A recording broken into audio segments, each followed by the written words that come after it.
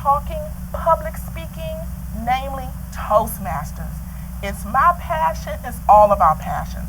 I'm Julie Plush, along with my co-host, Leela Jackson is back with us, yay! And my good friend Stephanie Austin, and we're here talking about public speaking and its importance. Good communication skills get you a long way in life in so many different areas, and we're going to show that today.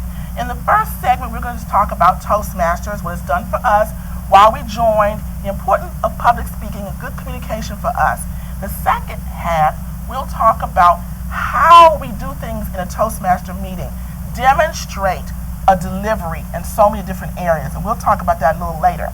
But Toastmasters International is what we're members of, all three of us, and we love it. It's particularly my passion, but we're all passionate about it. We're all very interested in it. We've all been in it for a good long time, and we'll talk about that too. But Toastmasters International is a non-profit educational organization that teaches public speaking and leadership, and that's very rare. It's headquartered in Rancho Santa Margarita, California.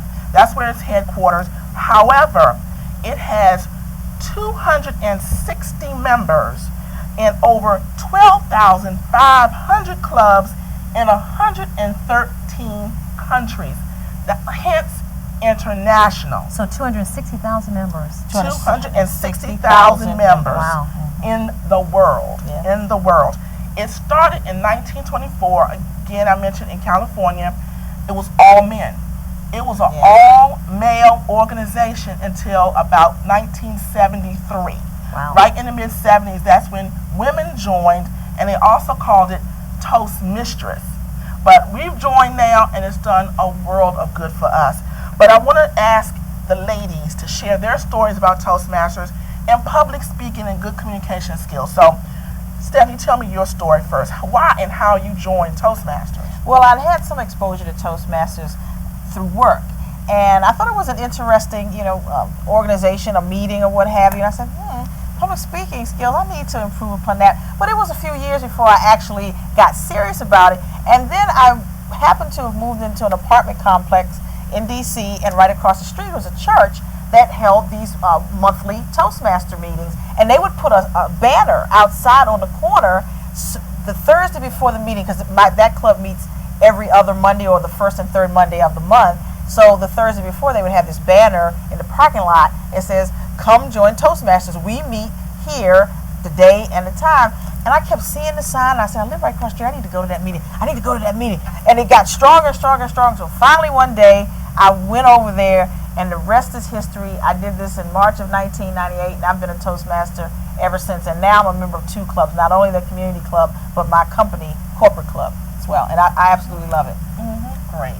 Leela? Well, I love the fact that you just said that your club was in your community, and that's one of the things I love about Toastmasters. The reason why I joined is because the club is right here at my job, which was wonderful. So a colleague asked me to attend, so I started to go, and I just learned a lot. I decided to really stick with it, though, because of the networking. I met a lot of people, a lot of professionals, and it helped develop me. It helped me become a more confident speaker.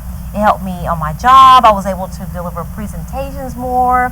When I would see the secretary of our organization, the secretary, high-level secretary, in the elevator, I was able to talk to him. Yes. When I first started the job, I didn't say anything. It was a quiet ride up in the elevator, but after a while in Toastmasters, I became a little bit more confident in my abilities and my speaking abilities, and so it's wonderful.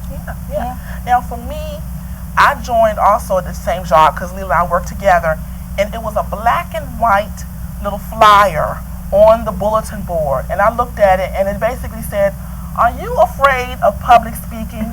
Do you want to just pass out?" And I was like, "That's me." And that's how I wanted to ask you too. Oh, absolutely, especially back then. Again, I joined 12 years ago, and almost 13 years now. And I saw that little black and white. I said, okay, I'm going to go to a meeting, but I'm going to just sit there. I'm not saying a word. I'm not joining. I just want to sit and watch. Well, almost 13 years later, I not only joined, I became a leader in the club, and it's done wonders for me as well. I mean, I learned so much about myself, particularly self-confidence, again, as Leela mentioned, I'm able to speak to people, do this television show. I actually wrote a book on public speaking and getting over the fear of public speaking, because that was my whole issue, and that's why I joined, to get over the fear. And that's what many people do, because we also know that many times the number one fear in most humans is public speaking. Yeah. Most people would rather be at a funeral, be the person in the coffin than the one delivering the eulogy. Amazing. And it truly is amazing. And once you get, if that is your number one fear, then that is huge. If you can conquer that, then all the rest of your concerns or fears, you can also conquer. So you get the big one, then the rest of them will fall in place, and you can knock the rest of them out as well. So that's what it's done for me. I actually got a promotion out of it because I was able to present. I've been on other television shows besides this one, and I was able to do it because it's like I'm at a Toastmasters meeting. Yeah. And it was a wonderful organization. It's supportive.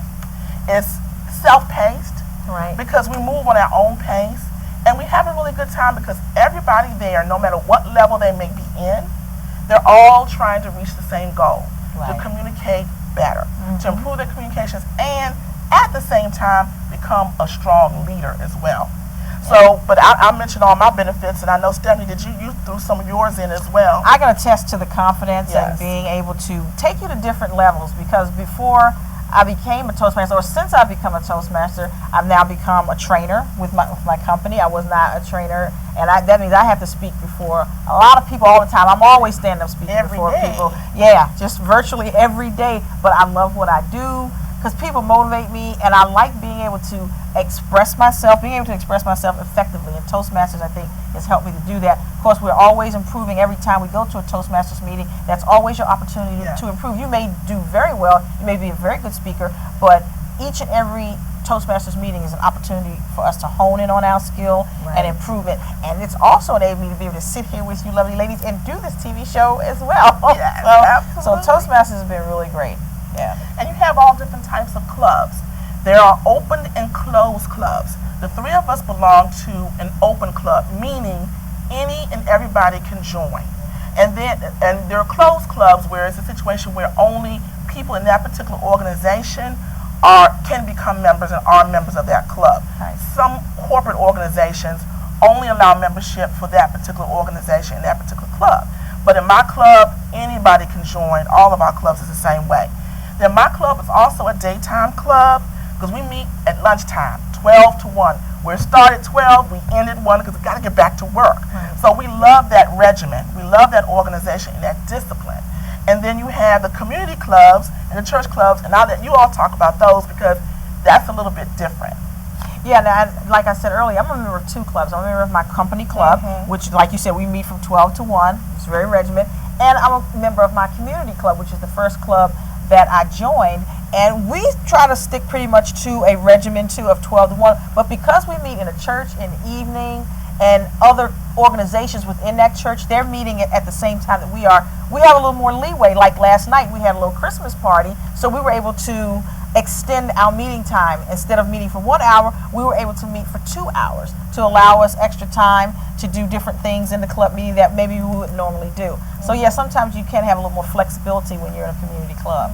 Yeah. What about yours? Well, I'm also in a professional club during the workday, but also a community club, a daytime club and a community club. And I really enjoy the community club because even though we have a schedule, we have a little bit more time.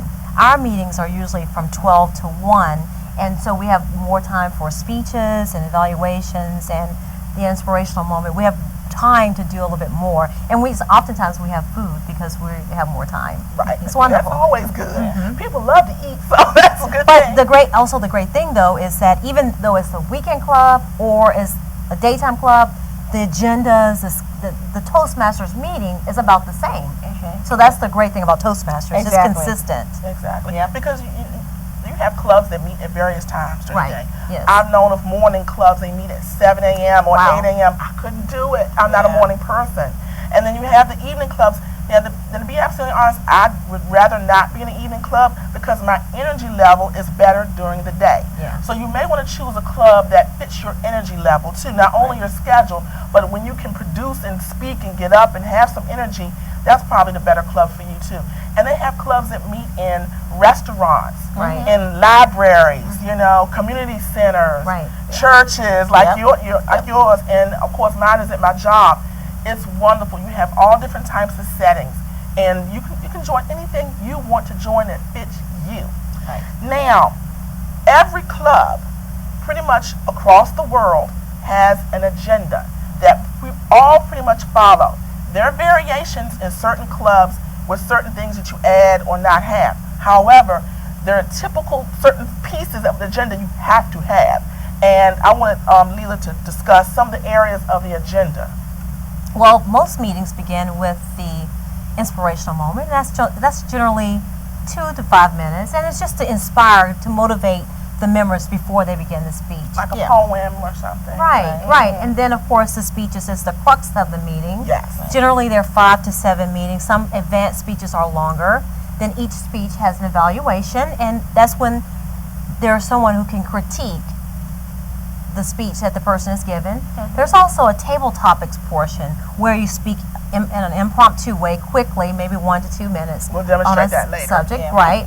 And then there is the grammarian and the counter. So if you say the uhs, ums, the filler words, someone's counting those.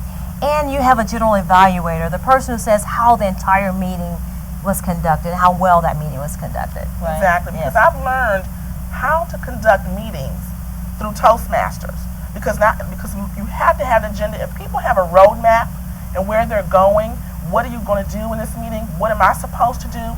They feel a lot more comfortable and they're ready to go. And they can lay back or do whatever they need to do. So an agenda is good, knowing all the pieces that fit in, being flexible, Lord knows. Toastmasters has taught us how to be flexible. That's right, that's right. Because you never know when someone may not be able to fit in their role on the agenda. Then you have to quickly be able to network and move in with the people and fit people in on the agenda and get that agenda filled. And knowing how to start a meeting and not start until you're completely organized. Setting up a room, setting up the speakers, knowing how to introduce the speakers, how to close it out. All of that is part of a good meeting. And you do that across the board. It doesn't have to be Toastmasters.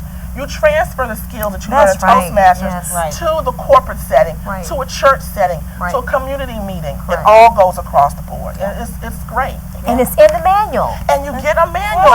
Toastmasters does not leave you just out there. It's like, okay, you've joined. It's like, here you go. Give speeches. You get a manual with all the speeches in it. Did anybody want to share on it? Yeah, I mean, the manual is just like you say. It's really good. It's a good roadmap because it not only does it tell you what type of speech project you're to work on, it tells you what your objectives are, what you're to accomplish when you give this speech. It'll give you some tips on how to do it. Like, for instance, the focus of your speech just may be simply organizing your speech, making sure you have a concise opening, body, and conclusion. And it may give you tips on how to do that. One speech project may focus on vocal variety, being able to add some variety in your voice tone, your pitch when you're giving that speech. And then at the end of each speech, it also has the questions or the objectives for your evaluator, so that they can follow along to see if you're hitting those points that you were supposed to hit in your speech. So it helps everybody all the way around. So it's good. It's a great guide. Yeah, it really is. I mean, and it gives you the guide right there to how to evaluate. Yes. You know what the people are looking for. It's not subjective. It's subjective. Exactly. And you learn what is supposed to be in a good speech by being an evaluator. That's right. And you learn how to run a meeting, follow an agenda, follow a program, and a policy. So in our next segment, we're going to have a really good time because a lot of what we're doing now and what we're discussing, we're going to actually show you. We're going to have a little lectern here and we're going to actually show you what table topics is. So come back to the next segment and learn how to public speak. Thank you very much.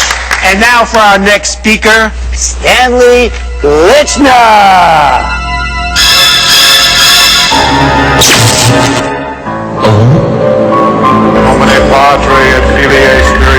Speaking in public doesn't have to be a death sentence.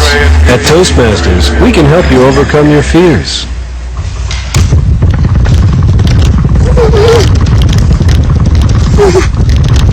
Well, welcome back to our second segment, and this meeting has now come to order. Earlier in our first segment, Leela mentioned that table topics is part of the agenda, And table topics is part of the meeting where anybody in the club meeting has an opportunity to speak impromptu. Typically, you have 1 to 2 minutes to respond to the question that the table topics master of that day will ask you. And the topics could range anywhere from the color of the sky to politics. I mean, it all is left up to the whim of the table topics masters, but they're usually very exciting and interesting questions in which you can respond to. So we're going to have some demonstrations around table topics in a few minutes. But first, I kind of just wanted to give you an idea what the typical room setup would look like at a typical Toastmasters meeting. We have a nice little our lectern here, and Julie, she was so nice to make this lectern. But this is really called a lectern, the place where you place your notes and you're standing in front of it. A lot of times people will mistakenly call it a podium. Right. This is not a podium. What you are standing on, the stage, the floor, the platform, that's the podium. Amen. That's right. This is a lectern. So I'm sure some of you out there are going to be saying, wow, thank you for that correction. I thought the same thing too. And if you were in a typical club meeting, the club would probably have their Toastmasters banner, which is gold, usually gold, with the navy blue emblem on it. And if they've achieved any type of winnings in contests or a certain educational status, have special recognition, they'll probably have a bunch of ribbons hanging from that banner as well. It's gorgeous.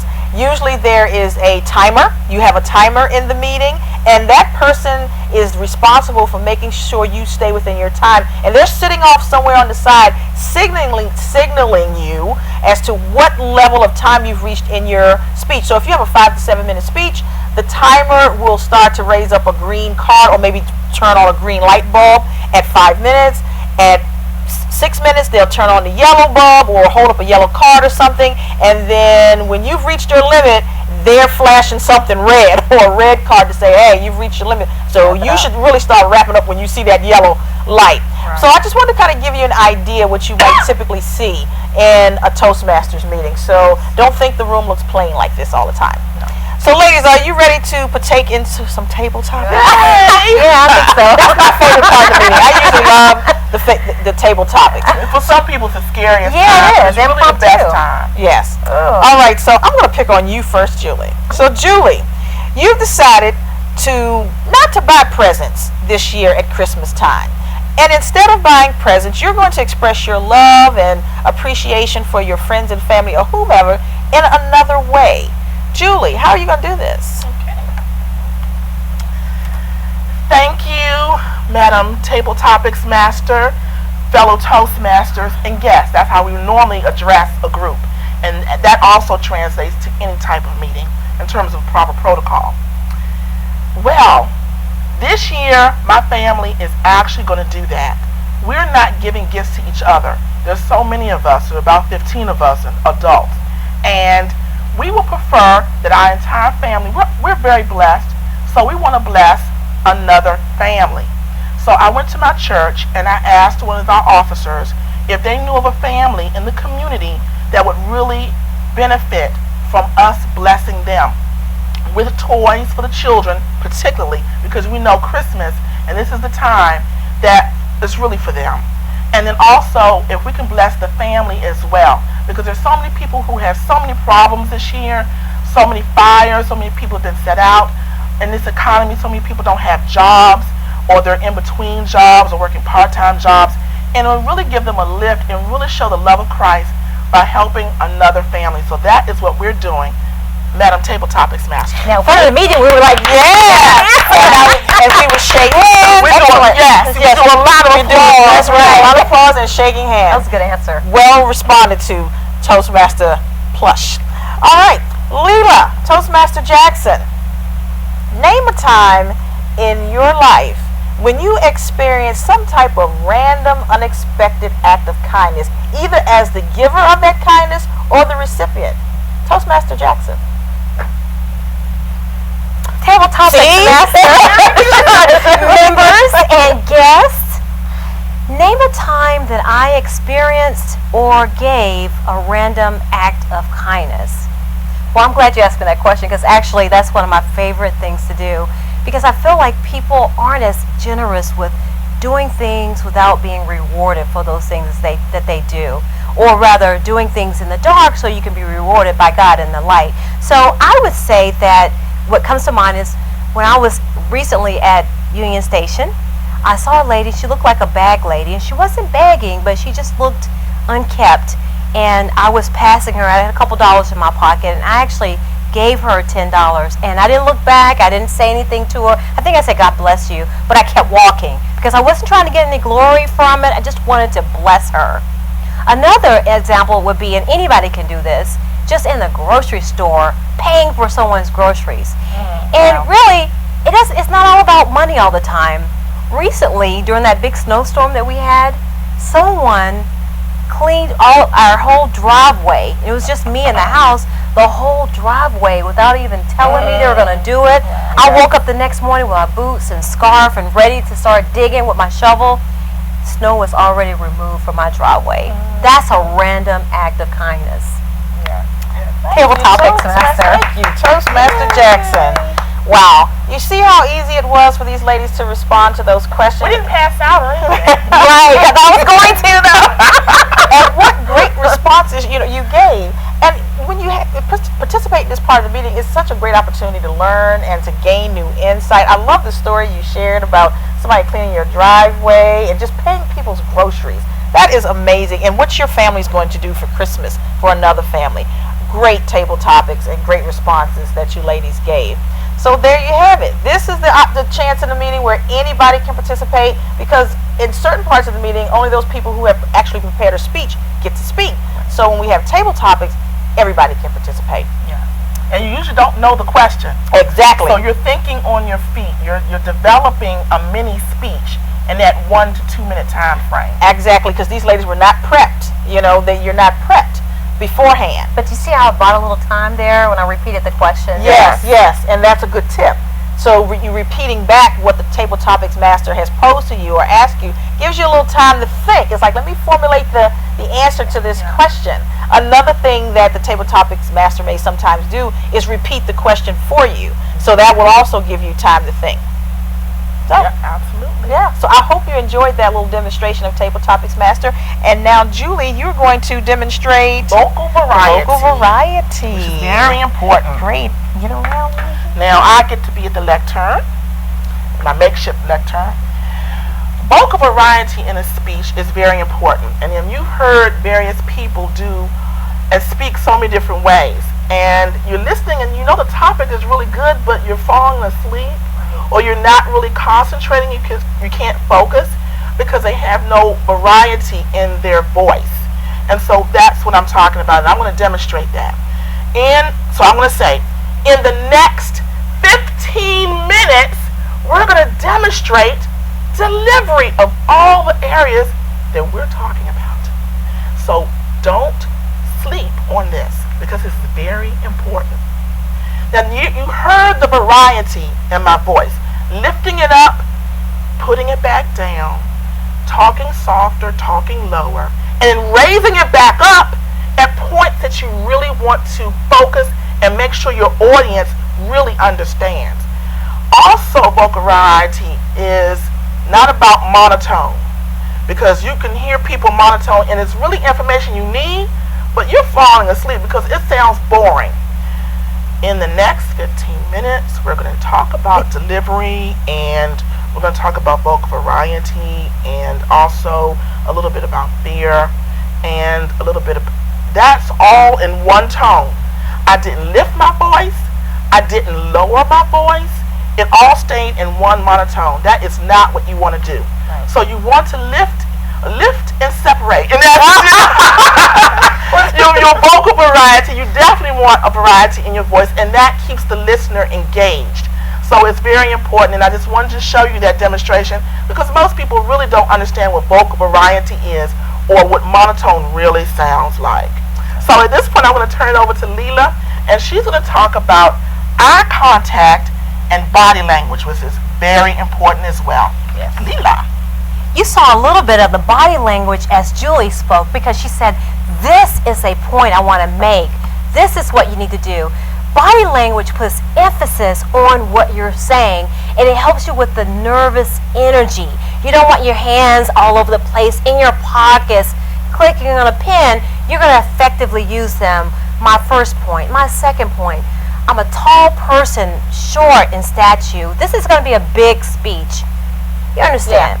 And eye contact, you want to look at your people. A lot of times you're not engaging with your audience, you're all over the place, you're looking all around, and it doesn't feel like you're sincere and connected with your audience. So you want to look at them. You don't want to glare at them and make them feel uncomfortable, but you want to look at them, glance at them. And it's easier if you look at someone who has a pleasant face, who's not angry, who isn't that angry.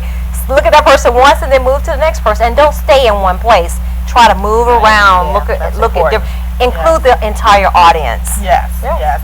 And not like at a football game or a tennis match where you're going back and forth, that can be distracting as well. Yeah, Right. very distracting. Yeah. You do want to focus on different areas and stay on that area, and then move like in thirds. Work your room in thirds, or like pouring a glass of wine, where you're looking at one person for a few seconds and then going to the next person and pouring the next glass of wine, and then you're going to the next group, or do it in thirds, and then that way you focus on those people and they know that you're really listening and watching them. Wow, I like that imagery. Pouring a glass of wine. And she actually did that. She did effective body language. She did it when she said it. Exactly. Good. And you do eye contact when you're looking at someone. It's so important to look directly at them. Right. We actually taped a show once where I didn't look right into the camera, and I could tell I couldn't connect with me because I couldn't see my eyes, and I knew that I was not looking at the audience. I said, okay, I know they couldn't connect with me. So it's very important to look straight at those people, or at least in their general area. Yes, that eye contact definitely builds credibility. Absolutely. And believability. Absolutely. That's right. And then I'll come back, Okay. and I want to talk a little bit about controlling fear, because this was my big issue. That's what I wrote my book about. And just a couple of tips, because I know we only have much time, but water. Drink a little water, which I've been doing today. Drink a little water, not too much, because if you drink too much, then you know what happens after that. But you just want something to really just lubricate your tongue, especially if you get nervous because your mouth gets dry. And also to lubricate your vocal cords so you can sound a lot stronger. Also, herbal tea. Chamomile tea is really good, and there are other teas that will relax the body. Water actually relaxes the body. I recommend maybe a little light exercise, a little light movement. I'm not talking going to the gym and working out, but doing a little light movement just to rev up the body and get the energy flowing and really get stronger. Also, practice. Oh, yeah. Practice. Right. Yeah. That is Critical. really number one. It's one of the last things I'm saying, but it's really the most important, is to practice. Go to your site, wherever you're going to speak. If you can, go to the room, go to the building, go to the area, and actually practice your speech.